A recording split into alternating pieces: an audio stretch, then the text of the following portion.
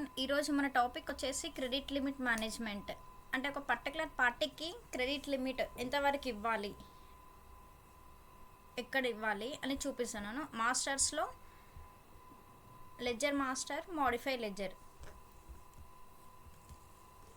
ఏ నితిన్ అనే కస్టమర్ ఉన్నారు, ఇతనికి సంథింగ్ ఇంతవరకే బిల్లింగ్ అవ్వాలి, దాని తర్వాత బిల్లింగ్ స్టాప్ అవ్వడానికి క్రెడిట్ లిమిట్ ఎక్కడ ఇవ్వాలంటే F3 అదర్ డీటెయిల్స్లో. ఇక్కడ ఆప్షన్స్ చాలా కనిపిస్తున్నాయి కదా, ఇక్కడ మన క్లాస్లో క్రెడిట్ లిమిట్ అని ఇక్కడ ఉంది. నేను ఈ పార్టీకి ఓన్లీ 10,000 వరకే బిల్లింగ్ యాక్సెప్ట్ అయ్యేలా చేస్తున్నాం. నెక్స్ట్ బిల్లింగ్ చేస్తే అవ్వదు. ఇది దేనికి యూజ్ అవుతుందంటే, అవసరానికి ఎక్కువ పెరిగిపోతుంది, వాళ్ళు పేమెంట్ చేయడానికి ఫాలోఅప్ చేస్తూ ఉండాలి. సో వాళ్ళకి 10,000 వరకే అవ్వాలి బిల్లింగ్, తర్వాత స్టాప్ అవ్వడానికి.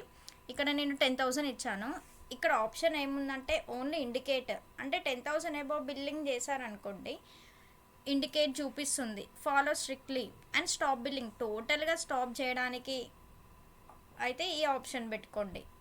ఓన్లీ ఇండికేట్ అంటే 10,000 అయిపోయింది ఆల్రెడీ, వీళ్ళది అవుట్స్టాండింగ్ క్రెడిట్ అయిపోయింది, ఇంకా ఫర్దర్ ఇంకా ఇవ్వాలి అని అనుకుంటే ఎస్ ఆర్ నో అని అడుగుతుంది. ఎస్ క్లిక్ చేస్తే బిల్లింగ్ యాక్సెప్ట్ అవుతుంది, నో క్లిక్ చేస్తే అవ్వదు. ఓకే, నేను ఓన్లీ ఇండికేట్ పెట్టాను. ఎస్కేప్, పేజ్ డౌన్ క్లిక్ చేసి సేవ్ చేసా, ఎస్కేప్. ఇప్పుడు ఏ నితిన్ అనే కస్టమర్కి మనం బిల్ చేస్తున్నాను. ఏ నితిన్, ఓకే, ఎంటర్.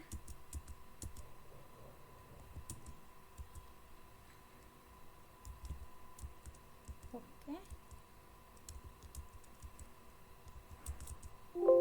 ఇదిగోండి లిమిట్ క్రాస్. ఓకే, నెక్స్ట్ మళ్ళీ బిల్లింగ్ చేస్తే అవ్వదు. చూడండి, అవ్వదంటే ఇండికేషన్ చూపిస్తుంది. మొత్తం టోటల్గా స్టాప్ అవ్వాలంటే ఇక్కడ F3 ప్రెస్ చేసి స్టాప్, అదర్ డీటెయిల్స్లో స్టాప్ పెట్టేస్తే ఇంకా వాళ్ళకి బిల్లింగే యాక్సెప్ట్ అవ్వదు. చూడండి, స్టాప్ బిల్లింగ్ అని పెట్టాను, enter. Stop billing for this party. Okay sir, అర్థమైందా? ఇది క్రెడిట్ లిమిట్ అనమాట. Okay, thank you sir. Please subscribe our channel and thank you.